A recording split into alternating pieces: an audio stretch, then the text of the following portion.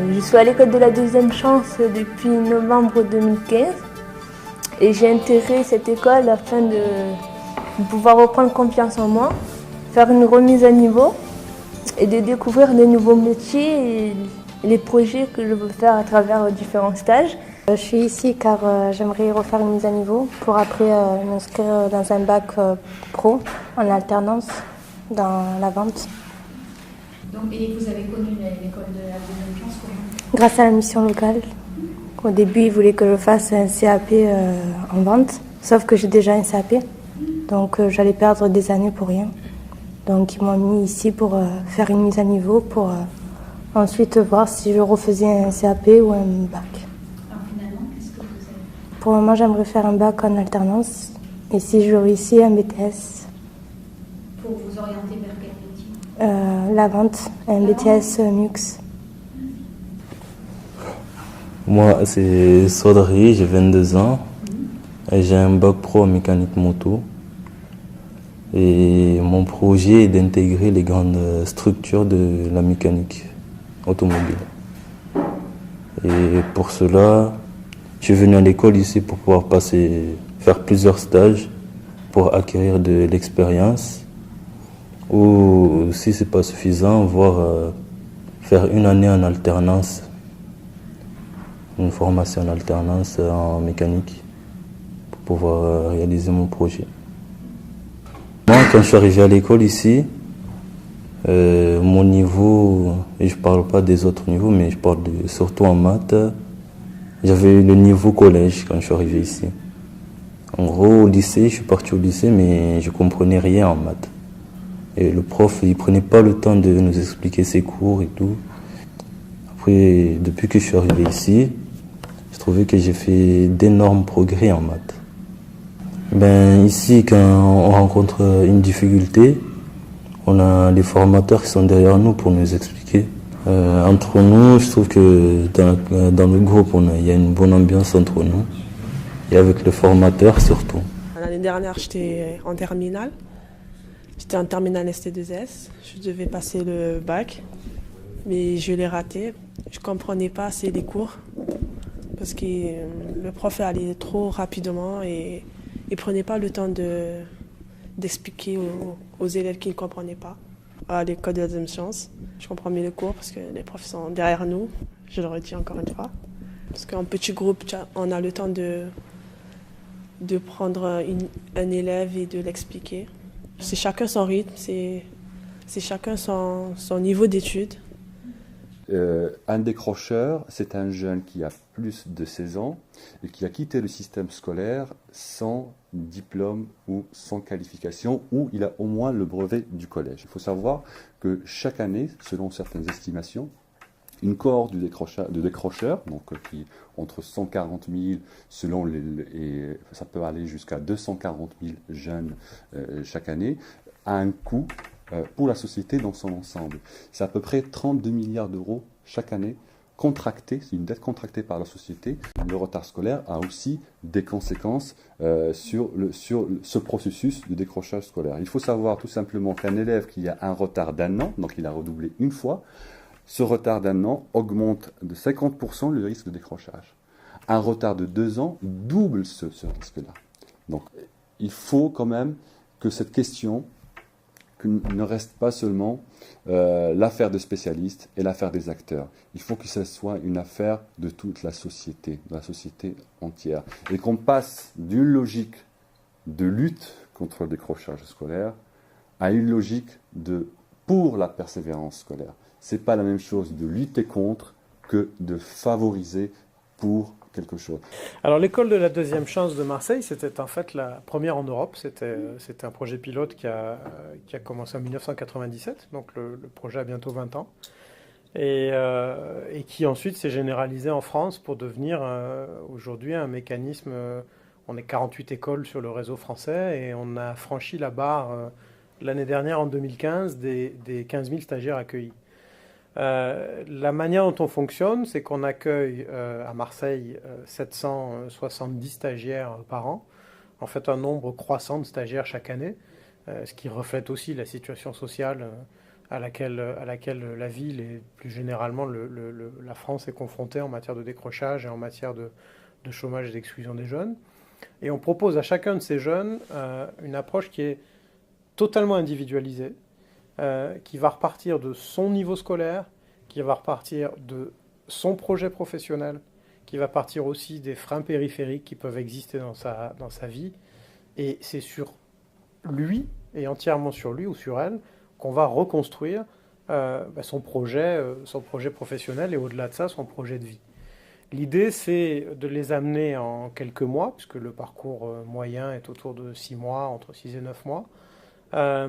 C'est de les faire parvenir dans ces 6 à 9 mois à acquérir ou réacquérir des savoirs de base dont ils auront besoin, quel que soit leur projet professionnel, et à développer précisément un projet professionnel qui leur corresponde, avec des stages en entreprise, avec la possibilité aussi de faire des enquêtes métiers, de visiter des entreprises, d'être en contact avec des partenaires d'un monde que finalement ils connaissent très peu. Et pour la moitié d'entre eux, une grosse moitié d'entre eux, ils ressortent chaque année de chez nous avec soit un emploi suffisamment long, de plus de 3 mois, soit une entrée en formation qualifiante qui leur permet de reprendre la trajectoire des études qu'ils avaient abandonnées. Sur les facteurs de décrochage, c'est difficile comme je vous le disais, d'avoir un portrait robot type, mais ce qui est quand même assez frappant, c'est qu'on est confronté, en particulier sur les quartiers nord de Marseille, qui sont la plus grosse poche d'exclusion à l'échelle de la métropole, à des jeunes qui font à présent partie de la deuxième, voire la troisième génération d'exclus.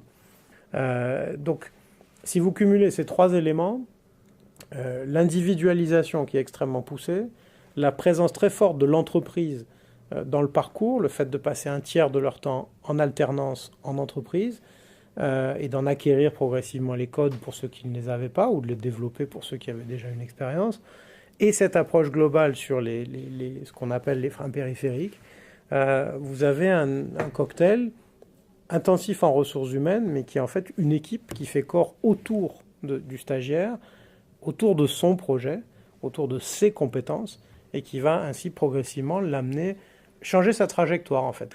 On a des exemples, et même de beaux exemples. On a des jeunes qui sont passés ici, qui sont devenus chefs d'entreprise, qui travaillent aujourd'hui dans des entreprises où ils ont commencé parfois en bas de l'échelle, et puis où ils ont progressé, où ils sont devenus aujourd'hui des chefs d'équipe, où ils sont devenus aujourd'hui y compris des cadres. Mais là aussi avec une dimension de temps.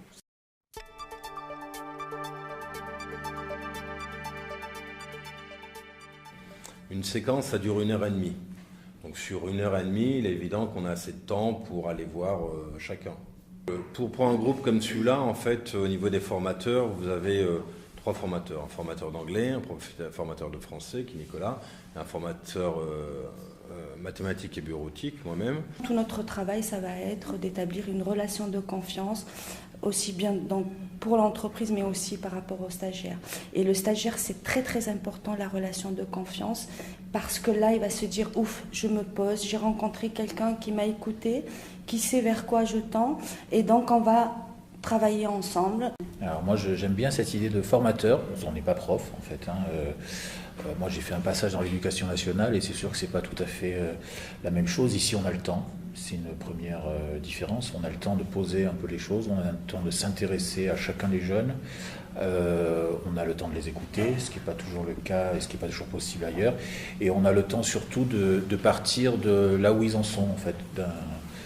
Voilà. Ils savent des choses, mais ils n'en ont pas toujours conscience. Donc notre boulot, c'est d'abord de faire surgir ça, les savoirs qu'ils possèdent déjà, de les améliorer, de les compléter, de les consolider, et aussi beaucoup de leur redonner confiance en eux-mêmes.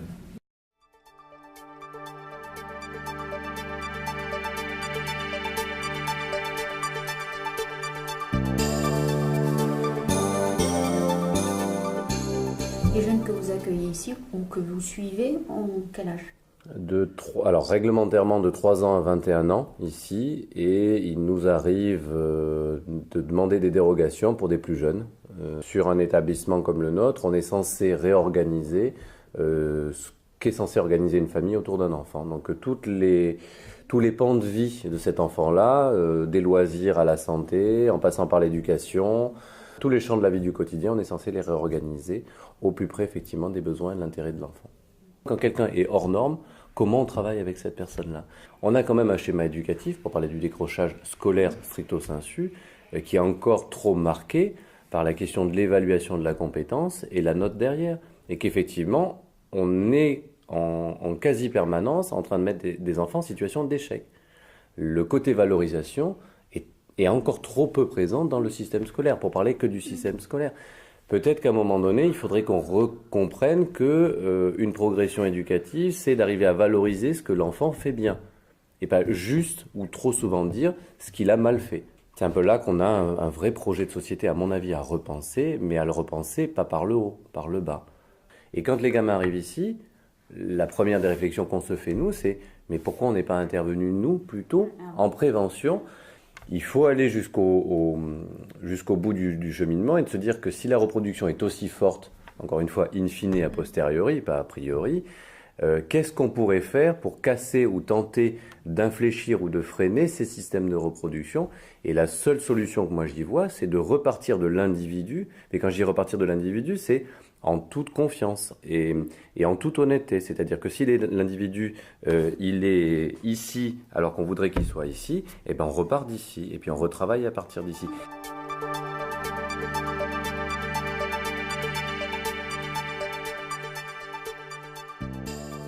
Ici au Sacré-Cœur, de toute façon, on a un dispositif très particulier qui s'appelle le dispositif sans classe.